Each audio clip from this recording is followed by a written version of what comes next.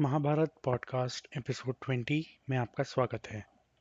पिछले एपिसोड में हमने देखा था कि अर्जुन ने पूरे भारत भर में भ्रमण किया था और भारत के कोने-कोने में उन्होंने शादी की थी। अंत में द्वारका पहुंचने पर अर्जुन ने कृष्ण की बहन सुभद्रा से शादी कर ली थी और उन्हें लेकर अर्जुन इंद्रप्रस्थ आ गए थे। शुरू-शुरू में अर्जुन की नई पत्नी द्रौपदी को अच्छी नहीं लगती थी, लेकिन धीरे-धीरे सब सही हो गया। द्रौपदी और सुभद्रा के बच्चे भी हो गए। यह पांडवों के लिए बहुत ही अच्छा समय था। उन्होंने तरह तरह के राज्य जीत लिए थे। कृष्ण और अर्जुन ने बहुत से हथियार हासिल कर लिए थे और उनकी प्रजा भी काफी खुश थी।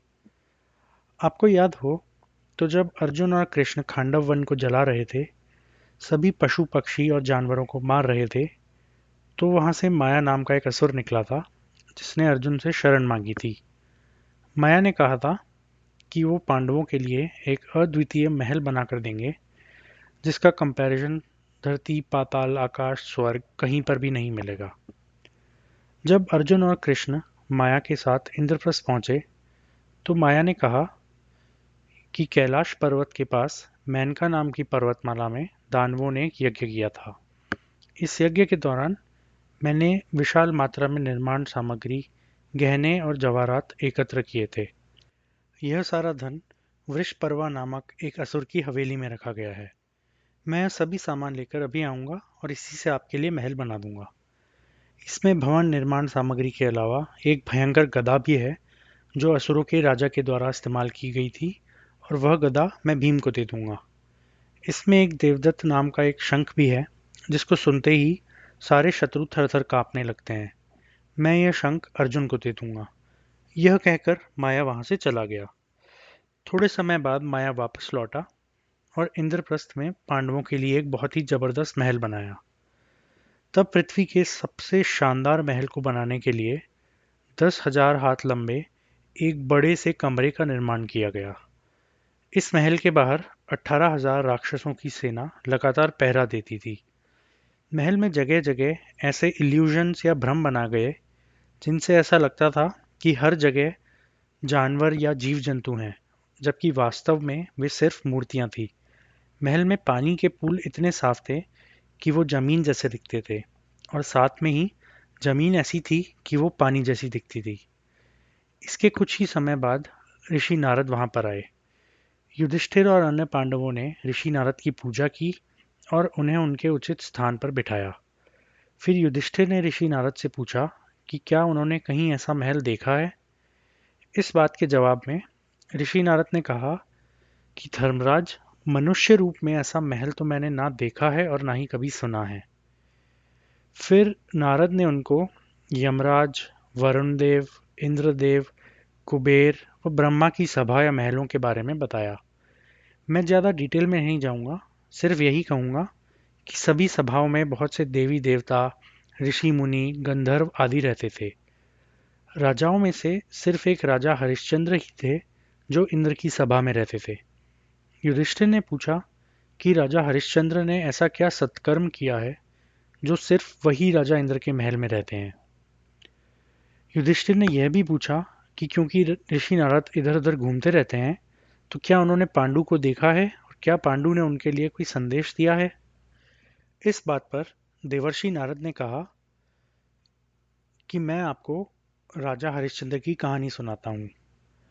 राजा हरिश्चंद्र पूरी दुनिया के सम्राट थे और उन्होंने अकेले ही सब पर विजय प्राप्त कर ली थी और उन्होंने महान यज्ञ राजसूय यज्ञ का अनुष्ठान किया था।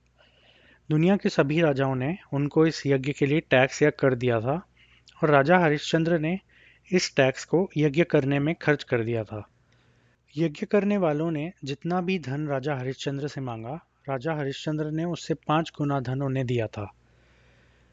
नारद ने आगे कहा कि जो भी राजा राजसूय यज्ञ करता है वही इंद्र की सभा में शामिल हो सकता है।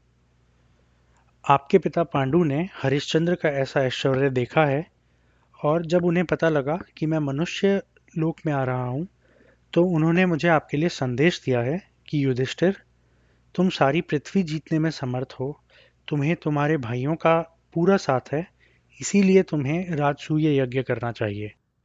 नारद ने फिर आगे बताया कि राजसूय यज्ञ करने पर बहुत से यज्ञद्रोही राक्षस यज्ञ को खंडित करना चाहते हैं, तो युधिष्ठिर को पूरा सोच विचार करके ही यह यज्ञ करना चाहिए।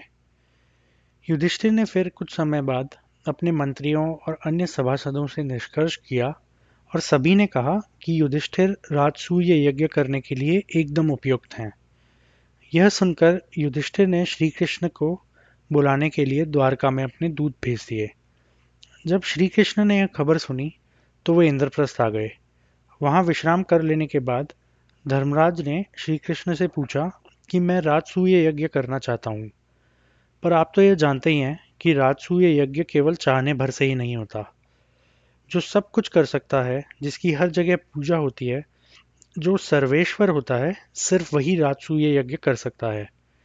तो अब मैं राजसूय यज्ञ कर सकता हूँ या नहीं, यह सिर्फ आप ही बता सकते हैं। यह सुनकर कृष्ण ने कहा कि युधिष्ठिर, आप में सभी गुण हैं और आप राजसूय यज्ञ कराने के अधिकारी हैं, लेकिन फिर भी मैं आपको कुछ बात बताता हूँ। इस समय राजा जरासंध ने अपने बाहुबल से 84 राजाओं को हराकर अपनी राजधानी में कैद कर रखा है। शिशुपाल भी जरासंध का आश्रय लेकर सेनापति का काम कर रहा है। बहुत से अन्य राज्य भी या तो जरासंध के साथ मिल गए हैं या उससे डरकर भाग गए हैं। मैंने और बलराम ने भी जरासंध की सेनाओं को 17 बार हराया है, लेकिन जरासंध को हम अभी तक नहीं हरा पाए हैं। अगर आप राजसूय यज्ञ कराना चाहते हैं तो आपको और राजाओं पर विजय प्राप्त करने की चिंता छोड़ देनी चाहिए और सबसे पहले जरासंध के कैदी राजाओं को छुड़ाना चाहिए। यहाँ पर हमें यह देखना चाहिए कि कृष्ण ने जब जरासंध की सेनाओं को 17 बार हरा दिया तो उसके बाद वो अपनी राजधानी द्वारका ले गए थे। जरासंध में द्वारका पर हमला करने की शक्ति नहीं थी, तो वह भगवान शिव से पूजा कर रहे थे कि उनको द्वारका पर हमले की शक्ति मिले। भगवान शिव ने उनको कहा था कि जब वह 100 राजाओं को बंदी बना लेंगे तो वह द्वारका पर हमला कर सकेंगे। तो एक तरह से कृष्ण ने एक तीर से दो शिकार किए। वह युधिष्ठिर का राजसूय यज्ञ भी पूरा करा देंगे और जरासंध से द्वारका को भी बचा लेंगे। पूरी महाभारत में हमें कृष्ण के इस रूप के बारे में बहुत देखने को मिलेगा। खैर, यह सब सुनकर युधिष्ठिर ने कृष्ण से कहा कि जरा रुक जाइए और मुझे बताइए कि जरासंध है कौन और उसे इतनी शक्ति और पराक्रम कहाँ से प्राप्त हुआ है। वह इतना शक्तिशाली कैसे हो गया है कि आपसे शत्रुता करके भी अभी तक खत्म नहीं हुआ। इस बात पर श्री कृष्ण ने कहा कि कुछ समय पहले मगध में बृहदत्त नाम के राजा राज करते थे। उन्होंने काशीराज की दो सुंदर कन्याओं से विवाह किया और दोनों रानियों से प्रतिज्ञा की कि मैं तुम दोनों से समान प्यार करूंगा। बहुत समय बाद भी उनको संतान प्राप्ति नहीं हुई। एक दिन महात्मा चंड कौशिक मगध आए। बृहदत्त महात्मा के पास गए और उन्हें तरह तरह की भेंट देकर संतुष्ट किया।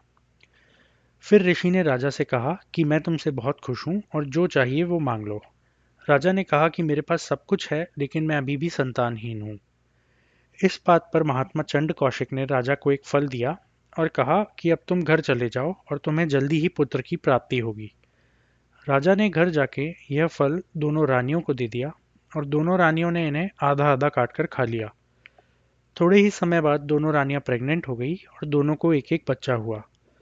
दोनों बच्चों के एक आंख, एक पाँव, एक हाथ, आधा पेट, आधा मुंह और आधी कमर थी। इन्हें देखकर रानियां डर गईं और उन्होंने दासियों से कहा कि वो बच्चों को बाहर फेंक दें। इन दोनों जिंदा आधे आधे बच्चों को बाहर फेंक दिया गया। अब संयोग से रानी बाग के बाहर एक राक्षसी रहती थी जिसका नाम था जरा। जरा ने इन दोनों टुकड़ों को उठाया और खाने के लिए ले जाने लगी। ले जाने में सुविधा हो इसीलिए उसने दोनों टुकड़ों को आपस में साथ में पकड़ लिया। साथ में पकड़ते ही दोनों टुकड़े जुड़ गए और एक बालक बन गया। इस बालक के दो हाथ थे, दो पांव थे और ये एकदम नॉर्मल था। अब जरा ने सोचा कि वह राजा बृहदत्त के यहाँ रहती है और उनका नमक खाती है, तो उसने जाकर यह बच्चा वापस से बृहदत्त को दे दिया। बृहदत्त यह देखकर बहुत खुश हुआ कि यह बच्चा जिंदा है और पूरी तरह से सही सलामत है। क्योंकि जरा ने इस बच्चे को जोड़ा था या संधि कराई थी, इसीलिए इस बच्चे का नाम जरासंध रखा गया। इसी समय महात्मा चंड कौशिक वापस मगध में आए और उन्होंने राजा को बताया कि यह पुत्र बहुत ही बलवान और शक्तिशाली होगा और बाहुबल में इसके आगे कोई भी दूसरा आदमी जीत नहीं पाएगा। कोई भी आदमी इसका कुछ नहीं बिगाड़ सकता और सभी लोग इसकी आज्ञा मानेंगे। फिर श्री कृष्ण ने कहा कि जरासंध के मुख्य सहायक मारे जा चुके हैं, कंस का अंत हो गया है और अब जरासंध के नाश का टाइम आ गया है। आमने सामने की लड़ाई में सभी के लिए जरासंध को हराना बहुत कठिन है, इसीलिए हमें उससे द्वंद्व युद्ध यानी कुश्ती करनी चाहिए। उन्होंने कहा कि युधिष्ठिर, अगर आप मुझ पर विश्वास रखते हैं तो सिर्फ भीम और अर्जुन को मेरे साथ भेज दीजिए और मैं आपका सारा काम बना दूंगा। श्री कृष्ण के मुंह से यह सुनकर भीम और अर्जुन प्रसन्नता के मारे खेल उठे। उन्होंने कहा कि आप हमारे स्वामी हैं और आप जो आज्ञा देंगे हमें वह कबूल है। युधिष्ठिर की अनुमति प्राप्त करके श्री कृष्ण, भीम और अर्जुन मगध के लिए चल पड़े। यह तीनों स्नातक के वेश में थे और जैसे ही ये मगध के पास पहुंचे, इन्होंने एक पुराना महल या किला तोड़ दिया। किला तोड़ने के बाद यह सभी जरासंध के सामने पहुंचे। जरासंध उन्हें देखकर खड़ा हो गया और उनका अच्छे से सादर सत्कार किया। लेकिन जरासंध ने उनसे पूछा कि एक स्नातक को ऐसे ही किले या महल तोड़ना शोभा नहीं देता, तो आपने हमारा पुराना महल क्यों तोड़ दिया? आप लोगों का वेश तो स्नातक का है और कार्य उसके ठीक विपरीत है। आपके आगमन का क्या कारण है? तो कृष्ण ने कहा कि स्नातक आवेश तो क्षत्रिय, ब्राह्मण या वैश्य तीनों ही धारण कर सकते हैं। क्षत्रियों की भुजाएं ही उनका बल है, और यदि आप हमारा बाहुबल देखना चाहते हैं तो आइए हमसे अभी लड़ाई कर लीजिए। जरासंध ने पूछा कि उन्होंने ऐसा क्या किया है जो आप मुझे अपना शत्रु समझते हैं और आप क्यों मुझसे लड़ना चाहते हैं? तो कृष्ण ने उनसे कहा कि तुम एक राजा हो और फिर भी तुमने बाकी राज्यों पर बहुत हिंसा की है और तुम क्षत्रिय जाति का नाश करना चाहते हो, इसीलिए हमें तुम्हें खत्म करना पड़ेगा। फिर कृष्ण ने उन्हें यह भी बता दिया कि वो कृष्ण हैं और उनके साथ में अर्जुन और भीम हैं। जरासंध ने कहा कि मैं किसी भी राजा को बिना जीते बंदी नहीं बनाया है और मैं तुमसे युद्ध करने में भी पीछे नहीं हटूंगा। तो तुम में से कौन एक मुझसे युद्ध करना चाहता है, आगे आ जाओ। इस पर श्री कृष्ण ने भीम को जरासंध से लड़ने के लिए आगे भेज दिया।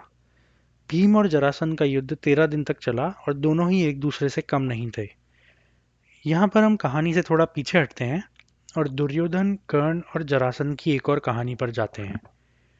एक बार दुर्योधन को कलिंग के राजा चित्रांगदा की बेटी राजकुमारी भानुमति के स्वयंवर में आमंत्रित किया गया था। दुर्योधन के साथ कर्ण भी स्वयंवर में गया था। यहाँ पर कर्ण और जरासंध के बीच में कुश्ती का एक मैच हुआ और कर्ण और जरासंध ने 21 दिनों तक लगातार युद्ध किया था। अंत में कर्ण ने जरासंध को फर्श पर गिरा दिया। कर्ण जरासंध को 2 टुकड़ों में तोड़कर फेंकने ही वाला था कि जरासंध ने हार मान ली। जरासंध कर्ण से इतना प्रभावित हुआ कि मालिनी नाम के एक नगर को कर्ण को उपहार में दे दिया था। अब आप पूछेंगे कि स्वयंवर का हुआ क्या जहां पर दुर्योधन गया था? तो स्वयंवर के दौरान भानुमति ने दुर्योधन को रिजेक्ट कर दिया। लेकिन जैसा कि आप अब तक समझ ही गए होंगे, दुर्योधन इस अस्वीकृति को संभाल नहीं पाया और क्षत्रियों के लिए अपहरण कर लेना शादी का वैसे भी सबसे आसान तरीका था, तो दुर्योधन ने भानुमति का अपहरण कर लिया और शादी कर ली। खैर, कृष्ण को इस बारे में पता था कि जरासंध को 2 टुकड़ों में तोड़ने पर उसकी मृत्यु हो जाएगी। जब भीम और जरासंध की लड़ाई को 13 दिन हो गए, तो श्री कृष्ण ने घास की एक पत्ती उठाई और उसको बीच में से तोड़कर दाएं को बाएं और बाएं को दाएं फेंक दिया। भीम कृष्ण का इशारा समझ गया और उसने जरासंध को बीच में से 2 टुकड़े कर कर खत्म कर दिया। जरासंध को खत्म करने के बाद उन्होंने बंदी राजाओं को आज़ाद कर दिया और उन्हें बता दिया कि युधिष्ठिर राजसूय यज्ञ करने वाले हैं और युधिष्ठिर को उनके सहयोग की आवश्यकता है। सभी राजाओं ने श्री कृष्ण, भीम और अर्जुन को धन्यवाद दिया और युधिष्ठिर को सहयोग करने का वादा किया। फिर सभी राजा अपने अपने राज्य चले गए। आज के लिए इतना ही। अगली बार हम राजसूय यज्ञ के बारे में बात करेंगे और श्री कृष्ण को कुछ और दुश्मनों को खत्म करते हुए देखेंगे। सुनने के लिए धन्यवाद।